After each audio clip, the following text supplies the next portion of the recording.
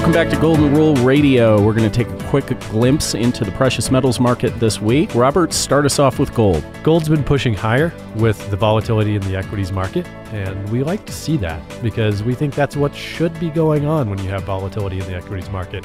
Speaking of volatility, that volatility usually corresponds to the equities going lower, not necessarily higher. So as the equities market sold off significantly ahead of this day off in the equities market that we have today on Wednesday because of the Bush funeral, we saw gold catch the bid on Tuesday. And I think gold is going to continue up from here probably into the 1270s. What do you think, Miles? Yeah, Robert, we came back up into that downside support level, maybe November, December 2017. This is actually the second time we've come back up and touched it.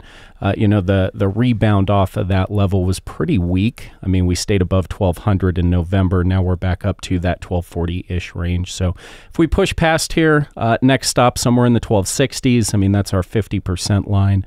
And then ultimately back up to that 1285, 1290 level, closing in on 1300. So we'll just have to see if the trend continues.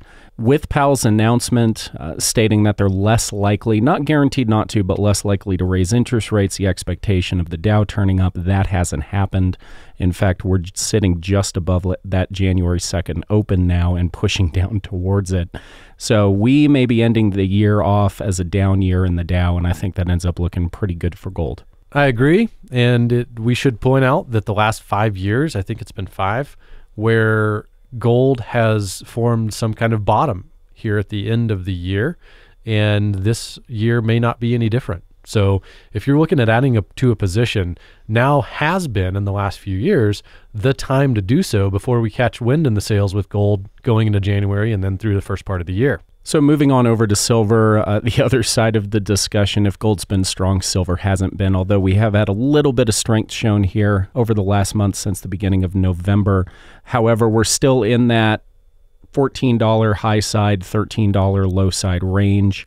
And it's hard for me to guess a direction until we see some movement. So I'm going to say continued up and down. The long-term trend is still down. So again, like I said last week, still kind of bearish on silver. The same could be said possibly of platinum, because platinum has been very weak, falling below that 800 number. And looks like we need to hold with platinum the summer lows in the high 700s. And at this point, I think our listeners understand that when we're talking about these downside levels in silver and metals like platinum and what we're talking about, not bearish long-term, bearish immediately and looking for that reversal point.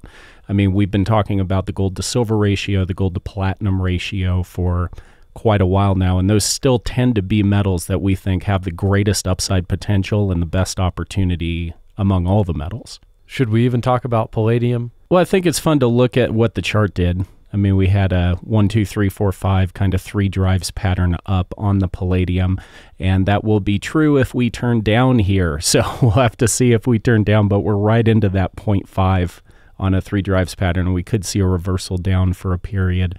Don't know if I'm necessarily going to take that short on palladium because that's been a hard one to argue against for the last, 6-8 months. So palladium turning here is a possibility, but I don't even know if I'd say it's a probability. So congratulations, palladium, for continually putting in new all-time highs.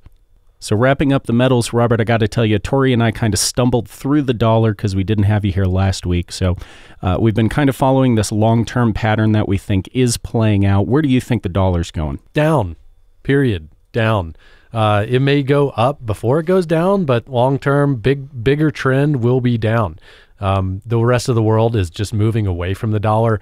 We could quote articles, we could cite things, but I think most of our listeners already know that there is a big shift in the world power of the currency, our dollar, being forced upon the world. And the European Union had something just this week in the news about how they're moving away from the dollar-denominated assets and wanting the euro to play a bigger role internationally. So you have all these different pressures on the dollar, and I think ultimately it's going down, gold's going up, period. But for now, the dollar is sitting around 96, 97. It would have to move above 97. It's a previous high, 97 and change, to move up into that 100 level to kind of try to complete that big head and shoulders pattern that you've been drawing on the charts every once in a while here on this show.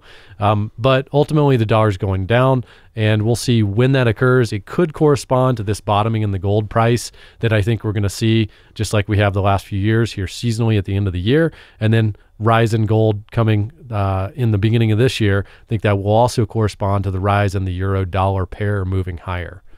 You know, Robert, I wasn't going to bring it up this week because we talked about oil last week, but as you're mentioning this gradual push away from the dollar on a global scale, you know, Europe trying to take a bigger stand. We've talked about China stepping in more predominantly with international trade.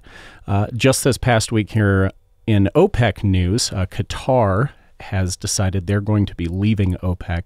Sounds like they're still going to be in attendance at the January meeting up in Europe.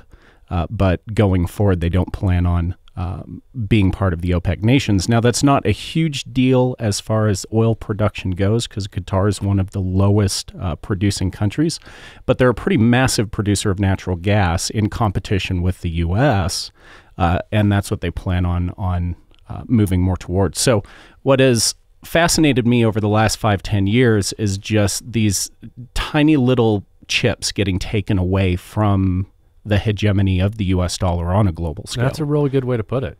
It is small pieces at a time. Yeah. We're watching it unfold. It's not just some huge event like a lot of people talk about. No, death by paper cut. And you hear a lot of pundits on TV always talking about, you know, what's the great black swan event that's going to ruin everything? And it may not be. It may just be a culmination of a million little things. So death by a million paper cuts. I like that, Miles. We'll or a school of piranha. I mean, that works too. Yeah. Which, honestly, let's be realistic, sounds way worse than just getting bit in half by like a shark or something. I mean, that sounds like quick and painless. Too many stubbed toes or something. Although like anybody that's been bit by a shark may disagree with what I just said, so I apologize.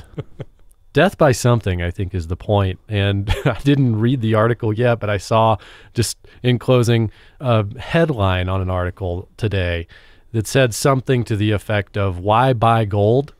I don't know. And I think what it's going to say is, why buy gold? Because you don't know. You don't know what's coming. You don't know when it's coming, but you do know that there's going to be chaos, and gold thrives on chaos. So this time of year has been, in the last few years, the time to be adding to your positions. So if you're thinking about doing so, give us a call at 800-525-9556. Or you can head on over to Twitter at ICA Gold, Facebook, McElvaney Financial, or as always, our website, www.mcelvaney.com.